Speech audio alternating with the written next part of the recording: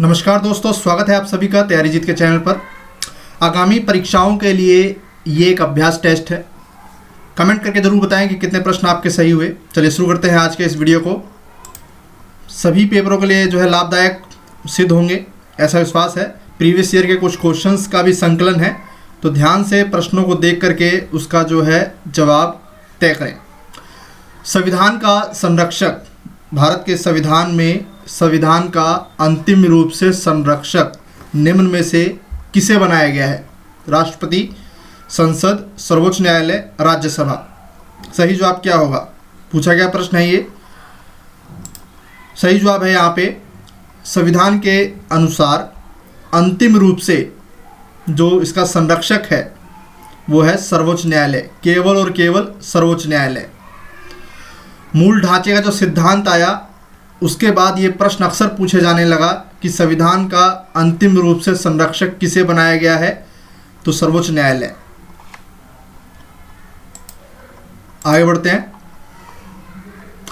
राज्य सूची के विषय पर संसद को कानून बनाने की शक्ति किस आर्टिकल के तहत है? ये भी प्रश्न बन चुका है। तो आर्टिकल 249 किसे प्राप्त है? संसद को, लोकसभा को, राज्यसभा को, राष्ट्रपति को। तो अनुच्छेद 249 के तहत राज्यसभा के अंतर्गत 2/3 सदस्यों के बहुमत के बाद संसद को यह अधिकार हो जाता है कि वह राज्य सूची के विषय में कानून बनाए। एक प्रश्न बना था प्रीवियस ईयर का कि ऐसा जो कानून है वो कितने समय तक के लिए लागू रहता है। जो ऐसा कानून बनता है अनुच्छेद 249 के अंतर्गत जो कि संसद बना सकती है राज्य सूची के विषय में, तो ऑप्शन देखिए 2 वर्ष, 1 वर्ष, 3 वर्ष, 6 माह। सही जवाब हो जाएगा 1 वर्ष, ऑप्शन बी। आर्टिकल को याद रखिएगा 249, राज्य सूची के विषय में संसद को अधिकार प्राप्त है और ऐसा कानून 1 साल के लिए लागू रहता है। पूछा गया प्रश्न है ये। संविधान के अंतर्गत राज्यपालों के पद पर विचार करें। आपको पता है कि हर राज्य में एक राज्यपाल होता है जो कि केंद्र के एजेंट के रूप में काम करता है। कठिन प्रश्न है थोड़ा। तो पहला जो कथन है वह है यह एक संवैधानिक पद है। नियुक्ति 5 वर्ष के लिए अनिवार्य रूप से होती है राष्ट्रपति के माध्यम से। वह लाभ का पद धारण नहीं करता। संविधान में नियुक्ति हेतु आयु उल्लेखित नहीं है। तो सबसे पहले तो संविधान में वर्णित पद है, तो बिल्कुल ये एक संवैधानिक पद है, भले ही राष्ट्रपति के प्रसाद पर्यंत पद वो धारण करता है। अब यहाँ पे ध्यान दीजिएगा, कई बार हमने सुना है, पढ़ा है कि 5 वर्ष के लिए उसकी जो है नियुक्ति होती है, लेकिन ये कहीं भी संविधान में लिखित नहीं है, क्योंकि ये जो पद है ये पूर्णतः प्रसाद पर्यंत है, यानी कि राष्ट्रपति की इच्छा पर निर्भर करता है कि वो जब चाहे जो है उनका पद त्याग करवा सकता है राज्यपाल का। ठीक है, तो दूसरा कथन जो है वो गलत है। अनिवार्य रूप से 5 वर्ष के लिए नहीं होती है, ये केवल प्रसाद पर्यंत पद है, राष्ट्रपति की इच्छा पर। अगर व्यवहारिक रूप से देखा जाए तो प्रधानमंत्री की इच्छा पर। वह लाभ का पद धारण नहीं करता, बिल्कुल सही बात है। और संविधान में ये वर्णित नहीं है कि आयु सीमा क्या होगी। हम अमूमन मान के चलते हैं 35 वर्ष। ठीक है, चलिए ये प्रश्न जो है, दोनों ही प्रश्न पूछा गया है। पहला प्रश्न देखिए जरा, राज्य विधान परिषद के कितने सदस्यों को विधानसभा द्वारा चुना जाता है? 1/6 सदस्य, 1/3 सदस्य, 1/12 सदस्य, 5/6 सदस्य। प्रश्न को जरा ध्यान से देखिए, पूछा गया प्रश्न है। दोनों ही प्रश्न मैं अभी बताऊंगा। तो राज्य विधान परिषद के कितने सदस्यों को विधानसभा द्वारा चुना जाता है? सही जवाब हो जाएगा 1/3। दूसरा प्रश्न जो घुमा करके पूछा गया, राज्यपाल द्वारा कितने सदस्यों का जो चयन है विधानसभा के लिए मनोनयन के माध्यम से होता है राज्य विधान परिषद के अंतर्गत। तो ऑप्शन यही थे। सही जवाब क्या हो जाएगा? विधानसभा के तो सारे के सारे जो है चुने हुए होते हैं, लेकिन कई मनोनयन से भी होता है राज्य विधान परिषद में। वो कितने होते हैं? वो होते हैं 1/6।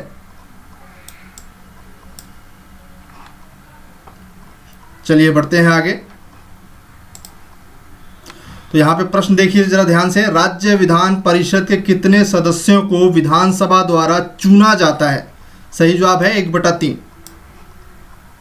राज्यपाल द्वारा मनोनयन कितना होता है? 1/6, याद रखिएगा। भारत के राज्य क्षेत्र में उच्च न्यायालय की प्रथम महिला मुख्य न्यायाधीश कौन थी? एक बार प्रश्न ये बना है, और इसी प्रश्न को थोड़ा घुमा करके पूछा गया था कि जो नाम उनका दे करके वो किस हाई कोर्ट से संबंधित थी। ऑप्शन देखिए इस तरह का था, गुवाहाटी उच्च न्यायालय, इलाहाबाद उच्च न्यायालय, हिमाचल प्रदेश उच्च न्यायालय, बम्बई उच्च न्यायालय।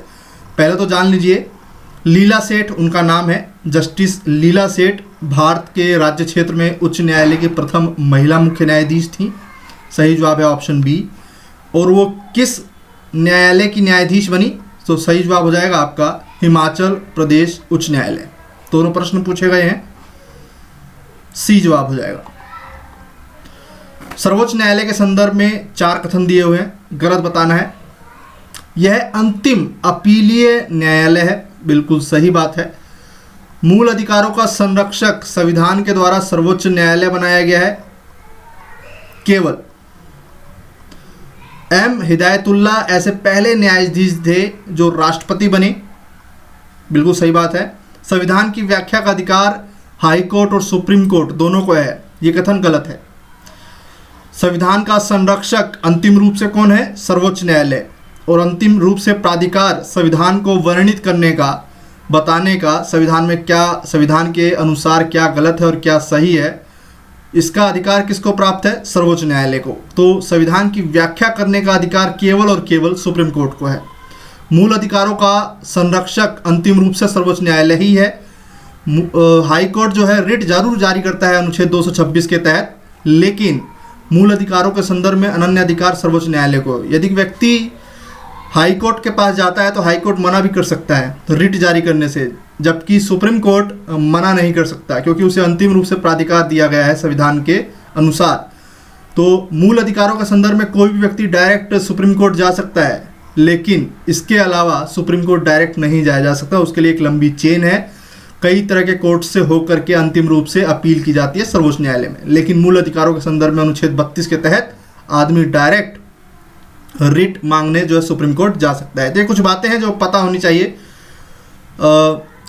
एम हिदायतुल्ला जी जो है हमारे पहले ऐसे जस्टिस थे जो कि राष्ट्रपति बने देश के, तो ये कमेंट के रूप में भी कई बार प्रश्न बन जाता है।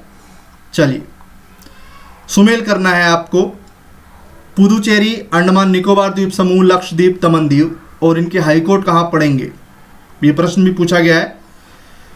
तो पुदुचेरी मद्रास, अंडमान निकोबार द्वीप समूह कलकत्ता, लक्षद्वीप केरल और दमन दीव आपका पड़ जाएगा मुंबई, इनका हाईकोर्ट। तो option A is the right answer, A is the right answer.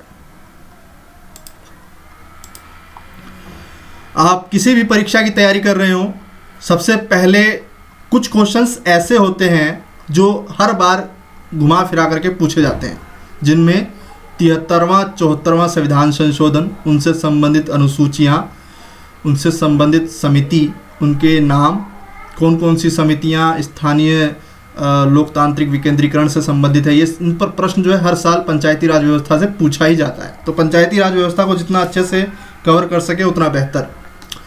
तो यहाँ पर प्रश्न है लोकतांत्रिक विकेंद्रीकरण, यानी कि शक्ति का पृथक्करण की बात हो रही है, शक्तियों के बंटवारे की बात हो रही है। इसका आशय क्या है? तो इसका आशय है संघीय सरकार, संसदीय सरकार, लोकतंत्रीय सरकार, स्थानीय सरकार। तो सही जवाब है स्थानीय सरकार। 73वें संविधान संशोधन 1992 की बात हो रही है यहाँ पे, जिसके तहत पंचायती राज व्यवस्था को संवैधानिक स्वरूप प्रदान किया गया। तो पंचायती राज व्यवस्था से जुड़े छोटे से छोटे प्रश्न को भी आपको पता होना चाहिए। चलिए आगे बढ़ते हैं, अगला प्रश्न देखते हैं। ये प्रश्न भी जो है 2 से 3 बार पूछा गया है। निम्न में से कौन सा धर्म भारतीय रिजर्व बैंक का नहीं है? कहने का तात्पर्य है कौन सा कार्य भारतीय रिजर्व बैंक का नहीं है? मुद्रा नियमन, साख नियमन, साख सृजन, देश के विदेशी विनिमय कोषों का रखवाली करना, और जो दूसरी बार प्रश्न बनकर आया था उसमें एक ऑप्शन दिया गया था विदेशी व्यापार का नियमन। तो यहाँ पर कौन सा कार्य नहीं है? तो साख सृजन, साख सृजन जो है बैंकों का कार्य होता है, जबकि साख का नियमन जो है वो भारतीय रिजर्व बैंक का कार्य है, और विदेशी व्यापार का नियमन भी इसका कार्य नहीं है, ये वित्त मंत्रालय का है, भारत सरकार का। भारत सरकार ये काम करती है विदेशी व्यापार का जो है लेन देन और उसको जो है कंट्रोल करना। तो भारतीय रिजर्व बैंक, इससे भी कई प्रश्न पूछ लिए जाते हैं। चलिए आगे बढ़ते हैं। निम्न में से किस वर्ष भारतीय महिला बैंक की स्थापना की गई थी? तो 2013 में, ऑप्शन सी। निम्न में से किस बजट में पूर्व में शामिल प्रत्येक कार्यक्रम की आलोचनात्मक समीक्षा की जाती है? इस प्रश्न को ही दूसरे तरह से घुमा करके इस तरह से पूछा गया था आरओ में कि हर बार बजट में कोई नई मद जोड़ी जाती है और उसकी जो है समीक्षा की जाती है, ये किस तरह के बजट की विशेषता है? ऑप्शन आपके सामने है, शून्य आधारित बजट, संतुलित बजट, राजकोषीय घाटा, घाटे का बजट। तो सही जवाब हो जाएगा शून्य आधारित बजट। हर बार इसमें जुड़ी नई मद की आलोचनात्मक समीक्षा की जाती है। निर्धारित अवधि से एक वर्ष पूर्व समाप्त होने वाली पंचवर्षीय योजना 5 साल की होती है, आपको पता होगा। तो प्रश्न ये पूछा गया है कि ऐसी कौन सी पंचवर्षीय योजना थी जो अपने कार्यकाल से पहले ही समाप्त हो गई? तो छठी पंचवर्षीय योजना। पंचवर्षीय योजनाओं के बारे में भी आपको पता होना चाहिए, इसके ऊपर भी वीडियो मैं बना चुका हूँ और क्वेश्चन पूछ लेता है कभी कभी। अर्थव्यवस्था में जुड़वा घाटा निम्न में से किससे संबंधित है? आरओ का प्रश्न है ये। सही जवाब हो जाएगा बजट घाटा और चालू खाता घाटा से संबंधित है आपका जुड़वा घाटा। ये एक प्रश्न जो है इजी प्रश्न है, गलत नहीं होना चाहिए। यहाँ पे कौन सही सुमेल नहीं है? केरल के तटों में मोनोजाइट पाया जाता है, बिल्कुल सही बात है। लिग्नाइट कोयले के सबसे ज़्यादा भंडार तमिलनाडु में है। और इस पर एक और प्रश्न पूछ लेता है नवेली को याद रखिएगा, जो कि तृतीय प्रकार के कोयले लिग्नाइट के रूप में फेमस खान है तमिलनाडु की। पेट्रोलियम झारखंड, तो यहाँ पे ये सही सुमेल नहीं है, पेट्रोलियम के लिए झारखंड नहीं जाना जाता। यूरेनियम एकमात्र जनपद है ललितपुर, वहाँ पाया जाता है, तो ये भी सही है। तो यहाँ पर ऊपर के तीनों सही हैं, झारखंड में पेट्रोलियम नहीं पाया जाता। चरनोजम, केवाल, लैगून, इन तीनों के ऊपर प्रश्न अक्सर बन जाता है। तो चरनोजम क्या है? तो चरनोजम को पता होना चाहिए, बहुत ही अच्छी भूमि होती है कृषि के लिए। यहाँ पे ऑप्शन ज़रा देखिए ध्यान से। इसकी क्वालिटी होती है कि इसमें ह्यूमस बहुत ज़्यादा जो है पाया जाता है। अर्ध शुष्क क्षेत्र में गहरे भूरे रंग वाली ह्यूमस समृद्ध मृदाएं। तो ये इसका सी होगा सही जवाब। चलिए आगे बढ़ते हैं। कालक्रम बताना है आपको, सही कालक्रम। इस तरह के प्रश्न जो है आपसे पूछे जा सकते हैं और यही प्रश्न सबसे कठिन होते हैं कि इनका जो है क्रोनोलॉजिकल लगाना पड़ता है। तो सबसे पहले हो जाएगा बंगाल का विभाजन, उसके बाद आगा खां के नेतृत्व में शिमला शिष्टमंडल बना, उसके बाद मुस्लिम लीग 1906 ढाका, और फिर सम्राट जॉर्ज पंचम की शाही यात्रा। प्रीवियस ईयर का पूछा गया प्रश्न है और ऐसे प्रश्न जो है अगर अक्सर लोगों से गलत हो जाते हैं, तो ऐसे प्रश्नों पर भी आपकी पकड़ होनी चाहिए।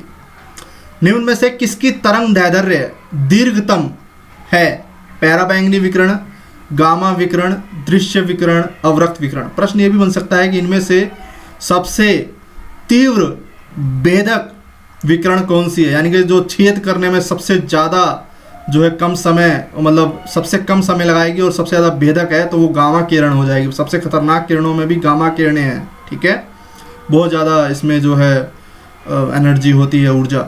लेकिन यहाँ पे पूछा गया तरंग दैर्ध्य वेवलेंथ दीर्घतम होगी, तो वो है अवरक्त विकिरण।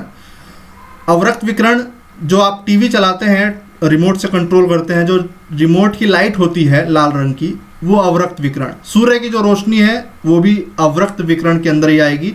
वो सभी किरणें जिसमें हमें गर्मी का एहसास होता है, सूरज की धूप से भी हमें गर्मी का एहसास होता है, अवरक्त विकिरण का जो है उदाहरण होगा।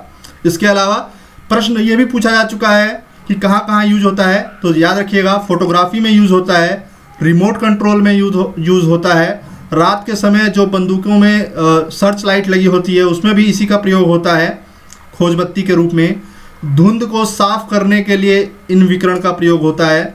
इसके अलावा शरीर के भागों की सिलाई करने के लिए ऑपरेशन के दौरान अवरक्त विकिरण का प्रयोग होता है। सन 1800 ईस्वी में हर्शेल ने इसका आविष्कार किया था। तो लेखपाल में आविष्कार के रूप में भी प्रश्न बन जाता है जो UPSSC एग्जाम में, तो पता होना चाहिए हर्शेल। चलिए, निम्न में से कौन भारतीय ब्रह्म समाज से जुड़ा है? राजा राम मोहन रॉय, केशव चंद्र सेन, दयानंद सरस्वती, देवेंद्रनाथ टैगोर। सही जवाब हो जाएगा केशव चंद्र सेन। ध्यान दीजिएगा, ब्रह्म समाज अगर केवल पूछा होता तो राजा राम मोहन रॉय, भारतीय ब्रह्म समाज पूछा है केशव चंद्र सेन। ठीक है, इनसे जो है अपवाद हो गया था ब्रह्म समाज के साथ, तो फिर इन्होंने ब्रह्म समाज से हट करके भारतीय ब्रह्म समाज की स्थापना की थी, और जबकि राजा राम मोहन रॉय ने ब्रह्म समाज की स्थापना की थी। वेदों की ओर लौटो दयानंद सरस्वती जी का नारा था। सत्यार्थ प्रकाश से दयानंद सरस्वती जी संबंधित हैं। ये कुछ अन्य प्रश्न जो पूछ लेता है। महात्मा गांधी जी की दांडी यात्रा, जो कि हम जानते हैं कि 72 लोगों के साथ जो है शुरू की थी इन्होंने। तो प्रश्न ये है कि महात्मा गांधी की दांडी यात्रा से कौन सा आंदोलन प्रारंभ हुआ भारतीय आंदोलन के दौर में? स्वदेशी आंदोलन, होम रूल आंदोलन, असहयोग आंदोलन, सविनय अवज्ञा आंदोलन।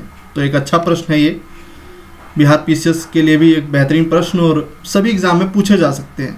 तो पता होने चाहिए जो मेन आंदोलन है भारत के इतिहास में, स्वतंत्रता आंदोलन में। तो दांडी यात्रा महात्मा गांधी द्वारा जो है चलाया गया।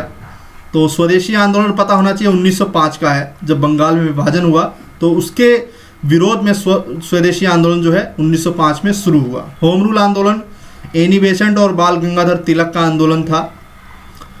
असहयोग आंदोलन 1920। तो ले दे के बचा आपका सविनय अवज्ञा आंदोलन। 1930 के लगभग दांडी यात्रा जो है शुरू हुई थी, तो उस समय यही आंदोलन था। ठीक है, क्रॉनिकल लगाना भी आ सकता है कालक्रम के अनुरूप। निम्नलिखित में से संविधान सभा की संघ संविधान समिति का अध्यक्ष इनमें से कौन था? इजी प्रश्न है, गलत नहीं होना चाहिए। सही जवाब हो जाएगा जवाहरलाल नेहरू। सबसे लंबे समय तक कौन रहा? कांग्रेस का अध्यक्ष JB कृपलानी जी। ठीक है, BR अम्बेडकर। संविधान की आत्मा इन्होंने किसे माना है? अनुच्छेद 32 को। इसके अलावा हमने देखा है कि पिछले जो है प्रीवियस पेपर्स में BR अम्बेडकर की जो किताबें हैं उन पर भी प्रश्न बना है। तो BR अम्बेडकर से जुड़े जितने प्रश्न आपको पता हो उतना बेहतर, क्योंकि ये काफ़ी इम्पोर्टेंट शख्सियत हैं पेपरों के हिसाब से। कई बार प्रश्न इन पर बना है। चलिए, समाज सुधारक भी हैं। भारत के संविधान से संबंधित निम्न युग्मों में से कौन सही सुमेल नहीं है? संवर्ती सूची, संघ सूची, राज्य सूची। एक होता है अवशिष्ट सूची। ठीक है, तो ये 4 सूची है। फिलहाल यहाँ पर दीजिए, देखिए 1 जो है किस में आएगा? संवर्ती सूची में, शेयर बाजार संवर्ती सूची में। आपको बताना है कौन गलत है यहाँ। तो सही जवाब हो जाएगा ऑप्शन B, शेयर बाजार जो है संघ सूची में आता है, संघ सूची में। बाकी सभी सही हैं।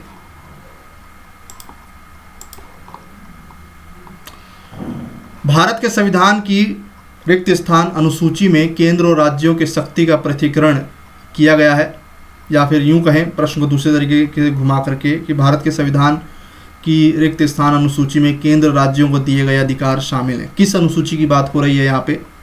तो 7वीं अनुसूची की बात हो रही है। ठीक है, 7वीं अनुसूची। तो 7वीं अनुसूची राज्य सूची से संबंधित है, संवर्ती सूची से संबंधित है, संघ सूची से संबंधित है, अवशिष्ट सूची से संबंधित है। प्रश्न ये भी पूछा गया है कि कहाँ के संविधान से प्रेरित है संवर्ती सूची? कमेंट करके जरूर बताइएगा। निजता का अधिकार भारत के संविधान के किस आर्टिकल के तहत आता है? ये भी प्रश्न है, पूछा गया प्रश्न है, बताइएगा। शिक्षा का अधिकार। ये तीनों ही प्रश्न जो है पूछने के लिए मैंने रखे हैं। कमेंट करके बताइएगा इसका सही जवाब क्या होगा। शिक्षा का अधिकार एक मौलिक अधिकार है, निजता का अधिकार भी एक मौलिक अधिकार है, सुप्रीम कोर्ट द्वारा जो है इसको व्याख्या भी की गई है इसकी, और इस पर मेंस में भी प्रश्न बना है।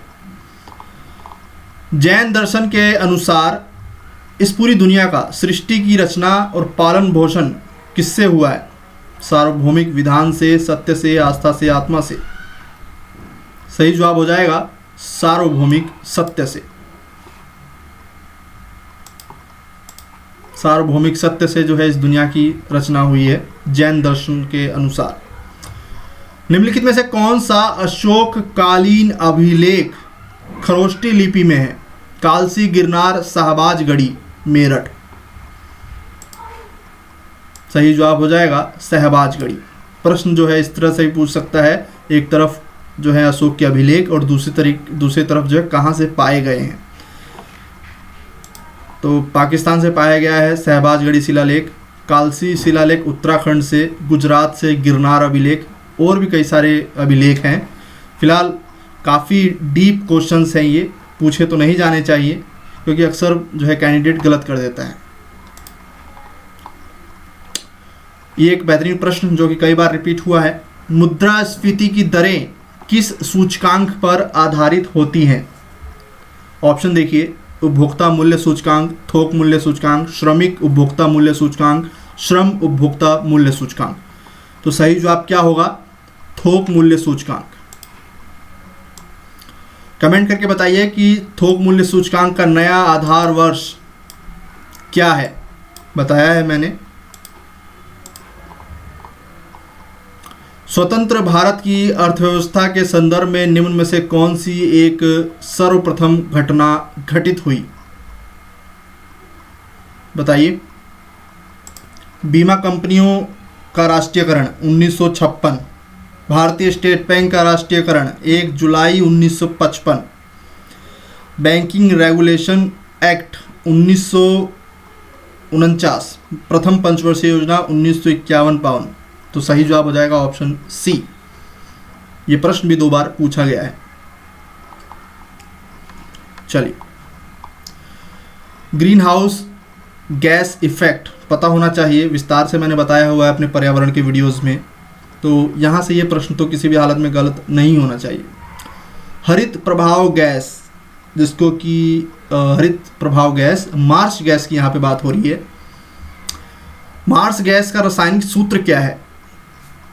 तो यहाँ पे सीधे सीधे बात हो रही है मीथेन गैस की। मीथेन गैस जो कि एक ज्वलनशील गैस भी है और ग्रीन हाउस गैस भी है। सही जवाब हो जाएगा CH4। स्रोत दलदली भूमि, पशुओं का चारण, कोयला खनन। एक तरफ है देश और दूसरी तरफ है जनजाति। सुमेल करना है आपको।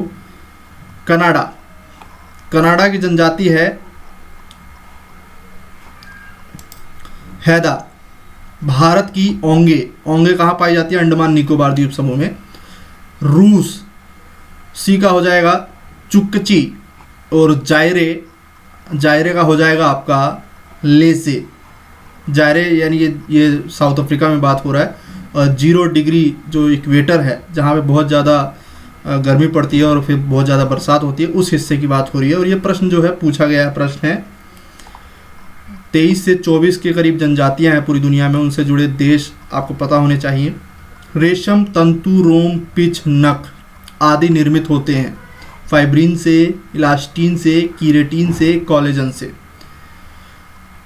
ये प्रश्न जो है दूसरे तरह से इस रूप में भी पूछा जा सकता है ऑप्शन बदल करके कि ये क्या है? तो ये प्रोटीन है, कीरेटिन। प्रोटीन से बने हुए होते हैं हमारे नाखून, रेशम, तंतु। तो यहाँ पे सही जवाब हो जाएगा keratin. Option C is the right answer.